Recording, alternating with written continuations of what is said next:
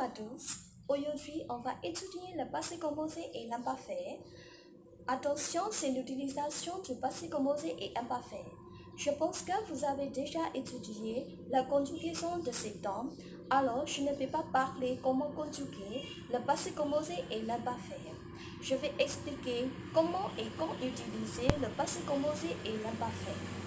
Alors, dans cette vidéo, on va voir deux parties. Première partie, c'est le passé composé et deuxième partie, c'est l'utilisation du imparfait. Tout d'abord, pour le passé composé, on utilise le passé composé pour exprimer des événements. Par exemple, je vais dire un jour, j'ai perdu mon collier. C'est un événement qui précise un moment dans le passé. Le passé composé, ça peut être aussi une succession d'événements ou succession d'actions. Par exemple, je suis rentré chez moi, je me suis douché et j'ai regardé la télévision. Donc, vous voyez, tout ça se situe dans le passé. J'utilise passé composé parce qu'il y a une suite et une succession d'actions. après, pour le passé composé, c'est aussi des périodes de temps définies avec un début et une fin.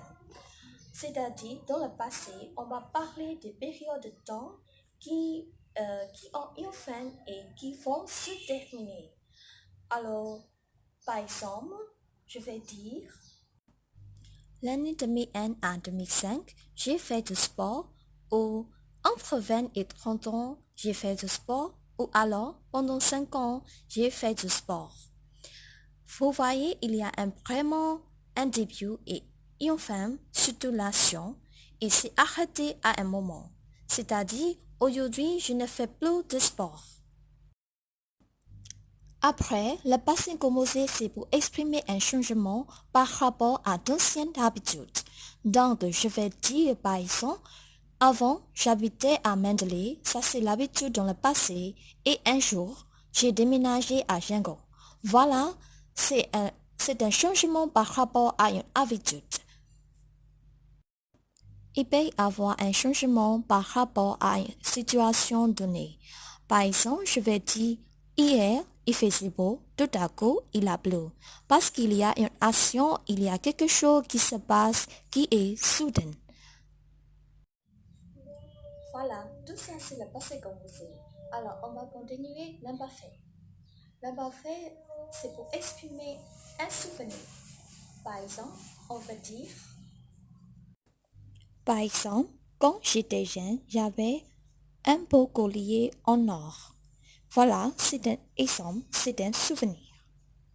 L'imparfait, ça c'est aussi pour exprimer des descriptions.